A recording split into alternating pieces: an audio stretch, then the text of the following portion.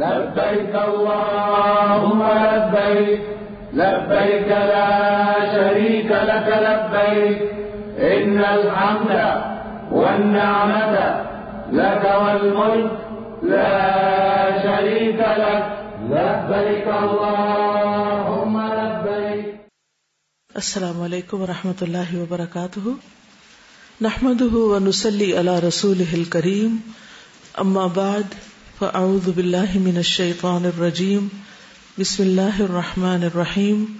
رب اشرح لي صدری ويسر لي امری واحلل عقدۃ من لسانی یفقہوا قولی. چلیے اب حج کا سفر شروع ہوتا ہے. اب 8 ذوالحج آ گئی. اس کو کہتے ہیں یوم الترویہ. عرب لوگ حج کے سفر پر روانہ ہونے سے پہلے اس دن اونٹوں کو خوب پانی پلاتے تھے، سیراب کرتے تھے، یعنی سیرابی کا دن. تو یوم الترویہ یا اس سے پہلے حج کے مناسک کو پھر دوہرا لیں. یعنی ایک تو آپ گھر سے ٹریننگ لے کر گئے، عمرے کے بعد آپ پھر عام یعنی روزمرہ زندگی گزارنے لگے ایک طرح سے، اور اب خاص حج کے دن آ گئے تو دوبارہ ان کو دوہرائیں. صحیح الجامع میں آتا ہے، ابن عمر سے روایت ہے، نبی صلی اللہ علیہ وسلم نے یوم الترویہ سے ایک دن پہلے لوگوں کو خطبہ دیا اور ان کے مناسک سکھائے. پھر حج تمتع کی نیت کرنے والے افراد غسل کر کے اپنے قیام گاہ سے احرام باندھیں. جس ہوٹل میں آپ ٹھہرے ہوئے ہیں، جس جگہ پر آپ رکے ہوئے ہیں، وہیں سے احرام پہنے. مسجد عائشہ جانے کی یا کہیں اور جانے کی ضرورت نہیں. رسول اللہ صلی اللہ علیہ وسلم نے فرمایا، جو لوگ میقات کے اندر رہتے ہوں وہ اپنے شہروں سے احرام باندھیں، حتیٰ کہ مکہ کے لوگ مکہ ہی سے احرام باندھیں. جابر سے روایت ہے کہ رسول اللہ صلی اللہ علیہ وسلم نے صحابہ سے فرمایا، بیت اللہ کے طواف اور صفا و مروہ کی سعی کے بعد اپنے احرام کھول ڈالو اور بال ترشوا لو. یوم الترویہ تک برابر اسی طرح حلال رہو. یوم الترویہ تک یعنی 8 ذوالحج تک اسی طرح حلال رہو. پھر یوم ترویہ میں مکہ ہی سے حج کا احرام باندھو. صحیح بخاری کی روایت ہے. لبیک حجن کہہ کر حج کی نیت کریں. انس رضی اللہ عنہ کہتے ہیں، جب ہم مکہ آئے تو آپ کے حکم سے جن لوگوں نے حج تمتع کا احرام باندھا تھا سب نے احرام کھول دیا. پھر 8ویں تاریخ کو سب نے حج کا احرام باندھا. نیت کرنے کے بعد ایک بار یہ کلمات ادا کریں، اللہم حجۃ لا ریاء فیہا ولا سمعۃ. اے اللہ میرے اس حج سے نہ دکھاوا مقصود ہے نہ شہرت مطلوب. منہ سے بول کے کہیں کہ اللہ حج کر رہا ہوں دکھانے کے لیے یا شہرت کے لیے نہیں. اس کے بعد تلبیہ پڑھیں. جابر رضی اللہ عنہ نے بیان کیا کہ ہم نبی صلی اللہ علیہ وسلم کے ساتھ حجۃ الوداع میں مکہ آئے. پھر 8ویں ذوالحج تک ہم حلال ہو گئے اور مکہ سے نکلتے ہوئے جب ہم نے مکہ کو اپنی پشت پہ چھوڑا تو حج کا تلبیہ کہہ رہے تھے. یعنی پہلا تلبیہ کب شروع ہوا تھا؟ جہاز میں شروع ہوا تھا. اور کب ختم ہوا تھا؟ مسجد حرام میں پہنچ کر. اب اس کے بعد تلبیہ ختم، عام ذکر کرتے رہے. دوبارہ تلبیہ کب شروع ہوگا؟ 8 ذوالحج کو جب دوبارہ احرام پہنا جائے گا حج کے لیے. ٹھیک ہے. لبيك لا شريك لك لبيك إن الحمد والنعمة لك والملك لا شريك لك لبيك اللهم لبيك لبيك لا شريك لك لبيك إن الحمد والنعمة لك والملك لا شريك لك لبيك اللهم لبيك لبيك لا شريك لك لبيك إن الحمد والنعمة لك والملك لا شريك لك. ابن عمر رضی اللہ عنہ 8ویں ذوالحجہ میں نماز ظہر پڑھنے کے بعد جب سواری پر اچھی طرح بیٹھ جاتے تو لبیک کہتے. لبیک شروع کب کرنی چاہیے؟ جب سواری پہ بیٹھ جائیں. خواتین حالت حیض میں بھی احرام کی نیت کریں گی. وہ طواف کے علاوہ باقی تمام ارکان ادا کر سکتی ہیں. عائشہ رضی اللہ تعالیٰ عنہ فرماتی ہیں کہ ہم رسول اللہ صلی اللہ علیہ وسلم کے ساتھ حج کے لیے اس طرح نکلے کہ ہماری زبانوں پر حج کے علاوہ اور کوئی ذکر ہی نہ تھا، یعنی تلبیہ ہی تلبیہ تھا. جب ہم مقام صرف پہنچے تو مجھے حیض آ گیا. میں اس غم میں رو رہی تھی کہ نبی صلی اللہ علیہ وسلم تشریف لائے. آپ نے پوچھا کیوں رو رہی ہو؟ میں نے کہا کاش میں اس سال حج کا ارادہ ہی نہ کرتی. آپ نے فرمایا شاید تمہیں حیض آ گیا. میں نے کہا جی ہاں. آپ نے فرمایا یہ چیز تو اللہ تعالیٰ نے آدم کی بیٹیوں کے لیے مقرر کر دی ہے، اس لیے جب تک تم پاک نہ ہو جاؤ طواف بیت اللہ کے علاوہ حاجیوں کی طرح تمام کام انجام دو. شاید اس میں یہی حکمت تھی کہ حضرت عائشہ ہم سب کے لیے ایک نمونہ بن جائے. حضرت عائشہ فرماتی ہیں کہ میں نے نبی صلی اللہ علیہ وسلم کے ساتھ حجۃ الوداع کیا. میں تمتع کرنے والوں میں سے تھی، یعنی وہ حج تمتع کر رہی تھی، اور ہدی یعنی قربانی کا جانور اپنے ساتھ نہیں لے کر گئی تھی. پھر وہ حائضہ ہو گئی اور عرفہ کی رات آ گئی اور ابھی تک وہ پاک نہیں ہوئی تھی. اس لیے انہوں نے کہا اللہ کے رسول صلی اللہ علیہ وسلم آج عرفہ کی رات ہے اور میں عمرہ کی نیت کر چکی تھی. آپ نے فرمایا اپنے سر کو کھول دو، کنگھی کرو اور عمرہ کو چھوڑ دو. میں نے ایسا ہی کیا. پھر میں نے حج پورا کیا. اور پھر انہوں نے عمرہ کب کیا تھا؟ جب سب لوگ واپس جا رہے تھے تو اس وقت آپ نے عمرہ بھی کیا، کیونکہ سب عمرہ اور حج دونوں کر رہے تھے. تو انہوں نے بھی پھر واپسی پہ عمرہ کر لیا. حج کے بعد مکہ سے منا کے لیے روانہ ہو اور ظہر سے پہلے منا پہنچ جائے، یہ مسنون طریقہ ہے. عبدالعزیز بن رفیع بیان کرتے ہیں میں نے انس بن مالک سے پوچھا رسول اللہ صلی اللہ علیہ وسلم نے ظہر اور عصر کی نماز 8ویں ذی الحجہ میں کہاں پڑھی تھی؟ اگر آپ کو نبی صلی اللہ علیہ وسلم سے یاد ہے تو مجھے بتائیے. انہوں نے جواب دیا کہ منا میں. بعض لوگ اس دن پھر حرم چلے جاتے ہیں اور یہ سوچتے ہیں کہ حرم میں نماز پڑھ کے پھر ہم جائیں گے، یہاں 1,00,000 نمازوں کا ثواب ہے. لیکن کیا کرنا چاہیے؟ منا میں پڑھنی چاہیے. اب اس کا ثواب زیادہ ہے. کیوں؟ کیونکہ نبی صلی اللہ علیہ وسلم کی سنت ہے. منا میں 5 نمازیں ظہر، عصر، مغرب، عشاء اور اگلے دن کی فجر قصر کر کے اپنے اپنے وقت پر ادا کریں. منا میں ظہر اپنے وقت پر، عصر اپنے وقت پر، مغرب اپنے وقت پر اور عشاء اپنے وقت پر، اور فجر بھی اپنے وقت پر، لیکن قصر. عبداللہ بن مسعود کہتے ہیں میں نے نبی صلی اللہ علیہ وسلم ابو بکر اور عمر کے ساتھ منا میں 2 رکعت یعنی 4 رکعت والی نماز 2 رکعت میں قصر میں پڑھی. یہ صحیح بخاری کی روایت ہے. جابر بیان کرتے ہیں آپ نے منا میں ظہر، عصر، مغرب اور عشاء اور فجر کی نمازیں پڑھی، یعنی 5 نمازیں وہاں پڑھی جاتی ہیں اگلے سفر سے پہلے. ابن عباس سے مروی ہے نبی صلی اللہ علیہ وسلم نے منا میں 5 نمازیں پڑھی. یاد رہے گی یہ بات. یہاں نمازوں پر لوگ لڑائی جھگڑے شروع کر دیتے ہیں، قصر پڑھنی ہے یا نہیں پڑھنی. آپ ان کو یہ حدیث بتا دیں اور اس کے بعد لڑنے سے قطعی پرہیز کریں. کوئی بحث کو آئے بھی تو خاموشی اختیار کریں، اور آپ خود وہ کریں جس پر آپ کے دل کا اطمینان ہے، چاہے سارا قافلہ کچھ اور کر رہا ہو. یعنی نماز کے وقت کہ وہ قصر نہ بھی پڑھیں تو آپ اس لیے پڑھیں کہ نبی صلی اللہ علیہ وسلم نے پڑھی تھی. رات کو منا میں قیام کریں. عبداللہ بن عباس فرماتے کہ بیت اللہ کے طواف کے بعد آپ کعبہ کے پاس اس وقت تک نہ گئے جب تک میدان عرفات سے واپس نہ آ گئے. یعنی منا سے مکہ نہیں آنا. ٹھیک ہے. منا میں منظم انداز میں بیٹھے. ایک صحابی کہتے ہیں کہ رسول اللہ صلی اللہ علیہ وسلم نے منا میں لوگوں کے سامنے خطبہ دیا اور ان کو اپنے ٹھکانوں پر اتارا، اور آپ نے قبلہ کے داہنی طرف اشارہ کرتے ہوئے فرمایا مہاجرین یہاں اترے، قبلے کے بائیں طرف اشارہ کرتے ہوئے فرمایا انصار یہاں اترے. پھر باقی لوگوں کے لیے حکم ہوا کہ وہ ان کے ارد گرد اترے. یعنی یہ تنظیم کا ایک طریقہ تھا نا کہ مہاجرین ادھر آ جائیں، انصار ادھر آ جائیں اور باقی لوگ ان کے ارد گرد ہو جائیں. یعنی ایک طرح سے 2 کیمپ بنا دیے. اب آپ 8 تاریخ سے مکہ سے یا مدینہ سے آتے ہوئے منا کی طرف آئے. کب پہنچنا ہے؟ ظہر سے پہلے، اور رات یہی گزارنی ہے. 5 نمازیں یہی پڑھنی ہے. یہ 3 اہم کام ہے. اب صبح ہو گئی ہے، 9 ذی الحج ہو گیا، یوم العرفہ. یہ حج کا اہم ترین رکن ہے، عرفہ کا قیام. اور عرفہ کا وقوف فرض ہے.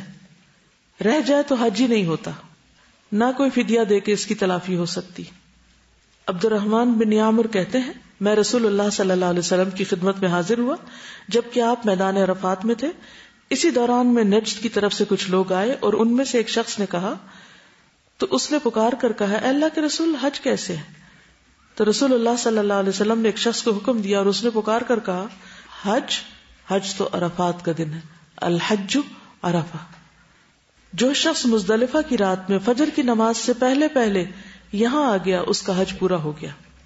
عرفہ میں وقوف یا عرفہ کا قیام ظہر کے بعد شروع ہوتا ہے. اگر کوئی ظہر سے پہلے عرفہ سے گھوم پھر کے چلا گیا حج نہیں ہوگا. لیکن کب تک رکنا ہوتا ہے یہاں؟ مغرب تک. ہاں اگر کوئی شخص مغرب کے بعد یہاں پہنچتا ہے تو بھی اس کا حج ہو جائے گا. ٹھیک ہے. عبد الرحمن کہتے ہیں میں نبی صلی اللہ علیہ وسلم کے پاس تھا, کچھ لوگ آئے اور حج کے بارے میں پوچھا. آپ نے فرمایا حج عرفات میں ٹھہرنے کا نام ہے. جو شخص مزدلفہ کی رات 9 اور 10 ذی الحج کی درمیانی رات طلوع فجر سے پہلے میدان عرفات میں پہنچ گیا اس کا حج ہو گیا. گویا ظہر سے لے کر ظہر کے بعد عصر, عصر سے مغرب, مغرب سے عشاء, عشاء سے لے کے فجر سے پہلے تک جو شخص عرفات میں آ کے ٹھہرتا ہے اس کا حج ہو جاتا ہے. واضح؟ اوکے. اب چونکہ حج عرفہ کے دن کے وقوف کا نام ہے تو عرفہ کا دن نہایت اہم دن ہے, بہت ہی فضیلت والا دن ہے. رسول اللہ صلی اللہ علیہ وسلم نے فرمایا اللہ تعالیٰ عرفہ کی شام, عرفہ کی آفٹرنون اہل عرفہ کی وجہ سے اپنے فرشتوں کے سامنے فخر فرماتا ہے. یعنی جو لوگ عرفہ میں ہوتے ہیں ان کے اوپر فخر کرتا ہے اور کہتا ہے میرے ان بندوں کو دیکھو جو میرے پاس پراگندہ حال اور غبار آلود ہو کر آئے. جب آپ مکہ سے نکلتے ہیں نا احرام پہن کے, صاف ستھری چادریں ہوتی ہیں, بہت فریش, خوشی خوشی آپ مینا میں آتے ہیں. مینا بھی صاف ستھرا, بہت اچھے انتظامات ہوتے ہیں.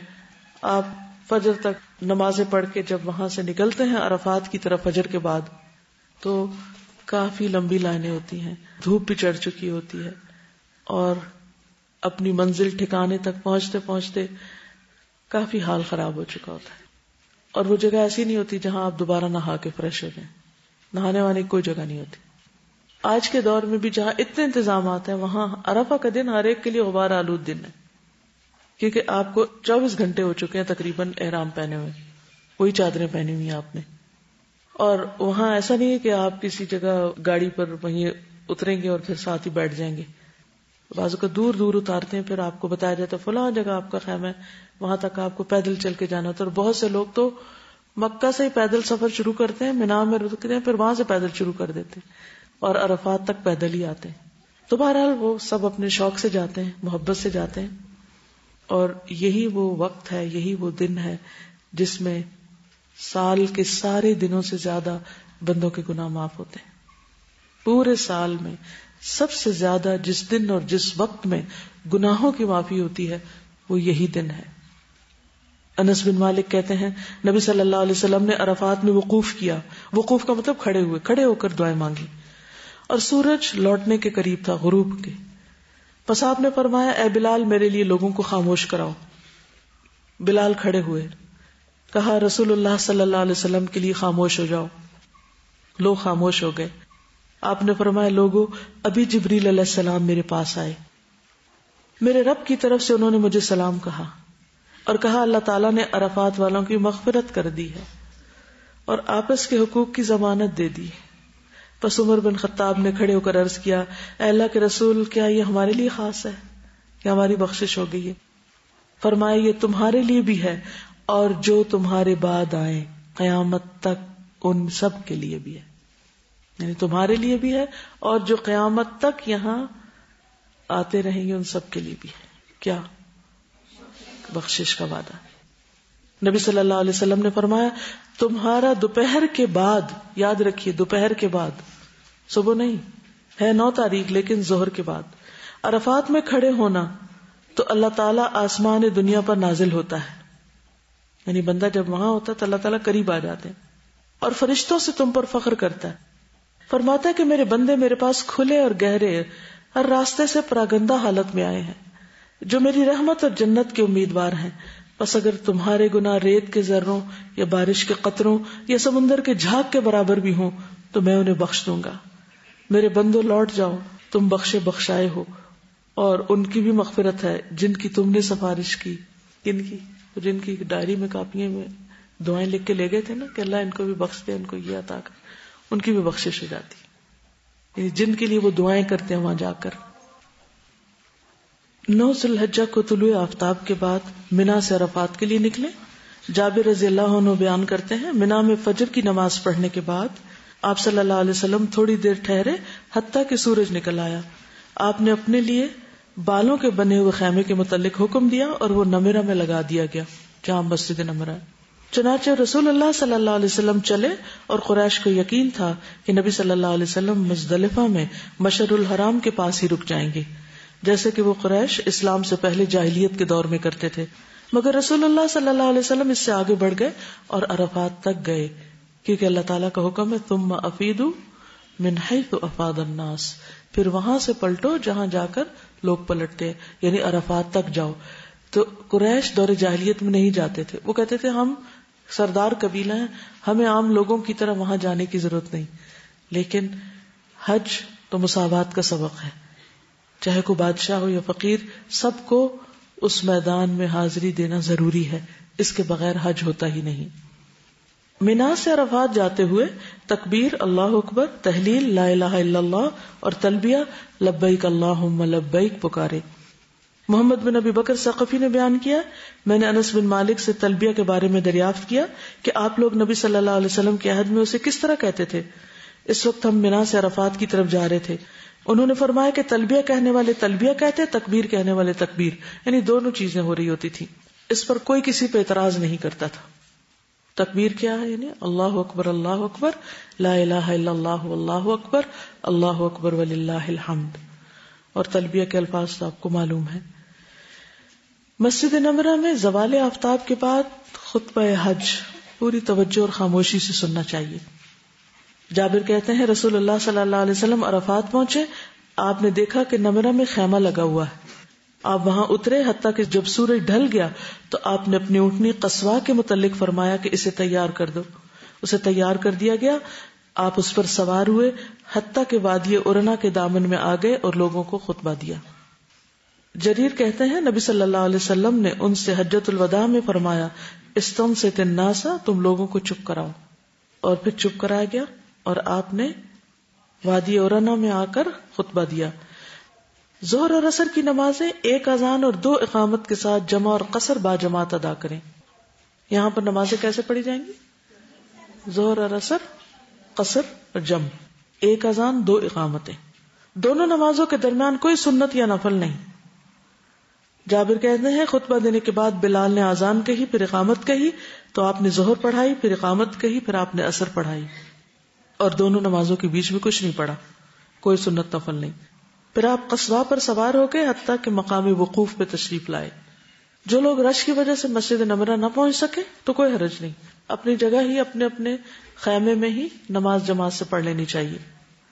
ظہر اور عصر کی نمازیں ادا کرنے کے بعد عرفات میں داخل ہوں، یعنی وقوف کی جگہ پر.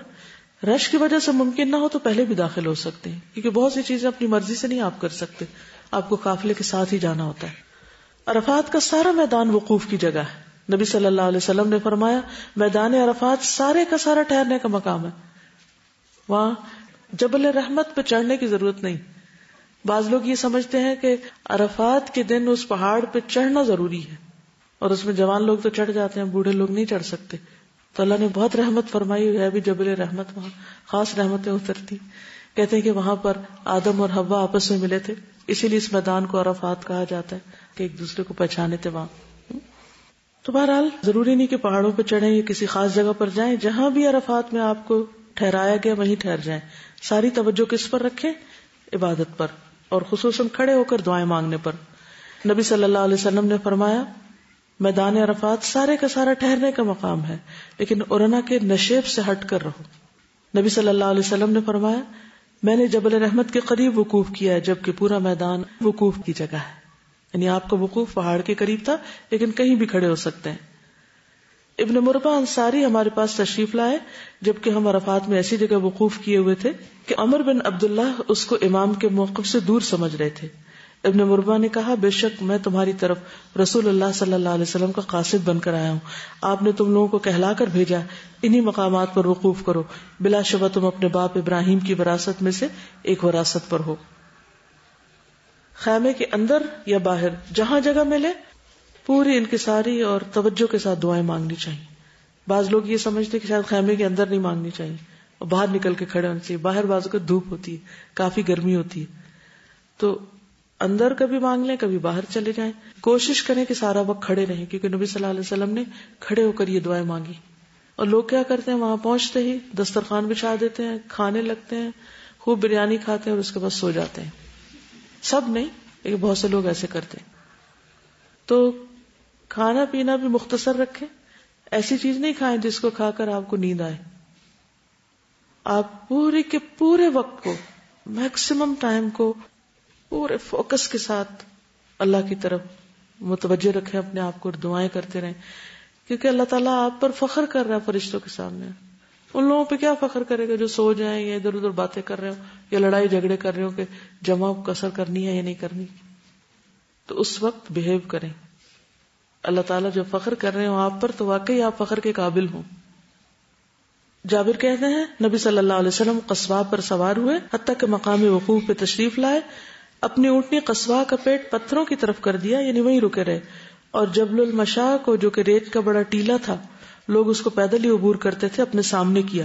قبلہ رخ ہوئے, پھر وہیں رکے رہے حتیٰ کہ غروب ہو گیا. اور ٹکیا کے غائب ہو جانے کے بعد کچھ زردی بھی ختم ہو گئی, اتنی دیر تک وہاں رکے. ہاتھ اٹھا کر بکثرت دعائیں کرنا. اسامہ سے مروی ہے, میدان عرفات میں رسول اللہ صلی اللہ علیہ وسلم کا ردیف تھا, یعنی اونٹنی میں آپ کے پیچھے تھا. آپ نے دعا کے لیے ہاتھ اٹھائے تو اونٹنی ایک طرف کو جھکنے لگی اور اس کی لگام گر گئی. چنانچہ آپ نے ایک ہاتھ سے رسی کو پکڑ لیا اور دوسرے ہاتھ کو اٹھائے رکھا, یعنی ہاتھ نیچے نہیں ہونے دیا. اس وقت بھی جب آپ رسی اٹھا رہے تھے پھر بھی آپ نے ہاتھ ایک اوپر ہی رکھا. حج کرنے والے اس دن روزہ نہیں رکھیں گے اور نہ ہی اس دن کوئی نفلی نمازیں ہیں. سب سے زیادہ کیا کرنا ہے؟ دعا مانگنی. کیسے؟ کھڑے ہو کر اور ہاتھ اٹھا کر اور قبلہ رخ ہو کر, خواہ خیمے کے اندر یا باہر. ام الفضل کہتی ہیں عرفہ کے دن لوگوں کو رسول اللہ صلی اللہ علیہ وسلم کے روزے کے بارے میں شک ہوا, اس لیے میں نے آپ کو پینے کے لیے کچھ بھیجا. آپ نے اس کو پی لیا, جس سے پتہ چلا کہ آپ روزے سے نہیں تھے.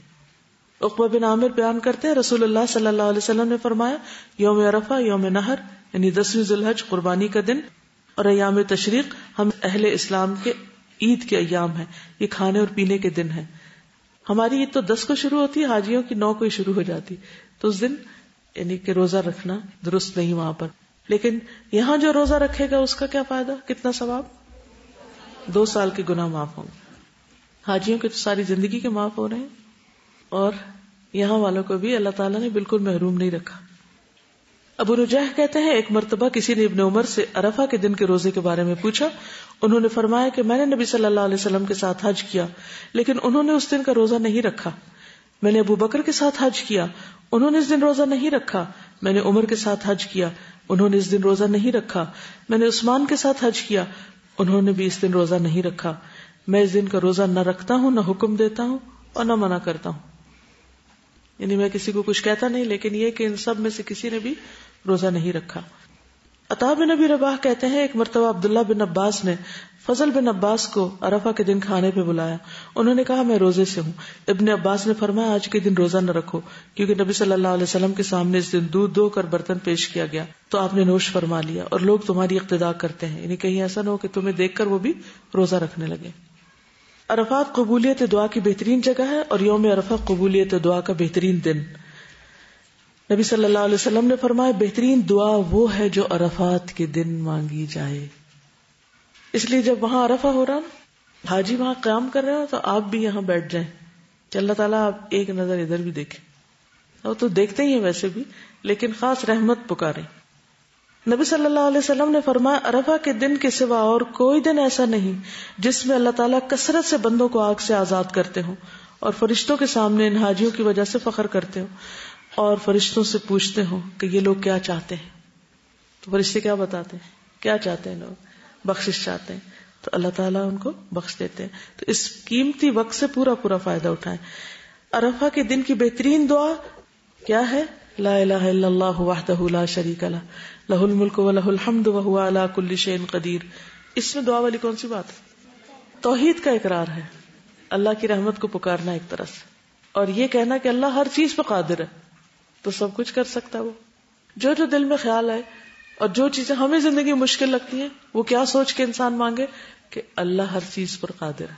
اوکے, سبحانک اللہم و بحمدک, اشہد ان لا الہ الا انت, استغفرک و اتوب الیک. السلام علیکم و رحمۃ اللہ. لك والملك لا شريك لك لبيك اللهم لبيك والنعمة لك والملك لا شريك لك لبيك اللهم لبيك لك لبيك إن الحمد والنعمة لك والملك لا شريك لك لبيك اللهم لبيك لا شريك لك لبيك إن الحمد والنعمة لك والملك لا شريك لك لبيك اللهم لبيك لا شريك لك لبيك إن الحمد والنعمة لك والملك لا شريك لك لبيك اللهم لبيك لا شريك لك لبيك إن الحمد والنعمة لك والملك لا شريك لك لبيك اللهم لبيك والنعمة لك والملك لا شريك لك لبيك اللهم لبيك لك لبيك إن الحمد والنعمة لك والملك لا شريك لك لبيك اللهم لبيك إن الحمد والنعمة لك والملك لا شريك لك لبيك اللهم لبيك